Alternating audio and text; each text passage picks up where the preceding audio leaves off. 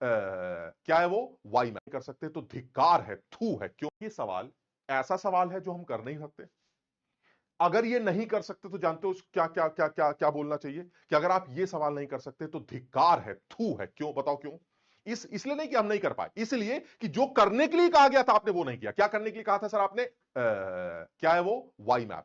Sir आपने Y map ही पढ़ने के लिए बोला था और हम वाई मैप ही याद नहीं कर पाए। क्या तुम्हें किसी गैस का एसटीपी पर वॉल्यूम दिया जाए तो क्या उसके मोल्स नहीं निकल सकते? सर कैसे नहीं निकल सकते? मोल्स निकालने के बाद क्या उसके नंबर की एंटिटीज नहीं निकल सकते? वाई मैप ही पढ़ने के लिए बोला था और हम वाई मैप ही याद नहीं कर पाए। क्या तुम्हें किसी गैस, इसलिए कि जो करने के लिए कहा गया था आपने वो नहीं किया। क्या करने के लिए कहा था सर आपने? क्या है वो, वाई मैप।